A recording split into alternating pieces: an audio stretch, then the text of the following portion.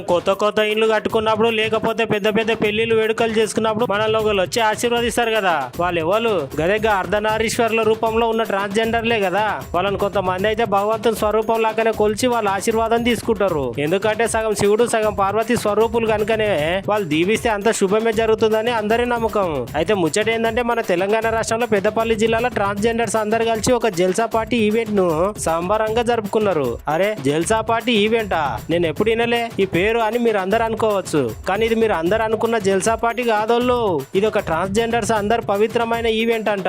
అయితే ఈ ఈవెంట్ లో ట్రాన్స్జెండర్ గా మార్పు చెందిన వ్యక్తి ఎవరైతే ఉంటారో ఆ వ్యక్తికి 41 రోజుల తర్వాత ఆడవాళ్ళకు సారీ ఫంక్షన్ ఏ విధంగా చేస్తారో సేమ్ టు సేమ్ గట్లనే ఈ ట్రాన్స్జెండర్స్ ని కూడా గట్లనే ముస్తాబ్ చేసి వివిధ ప్రాంతాల నుంచి ట్రాన్స్జెండర్స్ అందరు వచ్చి ఆ ట్రాన్స్జెండర్ గా మారిన వ్యక్తిని ఆశీర్వదించి వాళ్ళు చేసుకున్న ఈవెంట్ లో విందు వినోదులో పాల్గొని అచ్చట ముచ్చటలాడి చాలా వైభవంగా సంతోషంగా జరుపుకున్న పండుగనే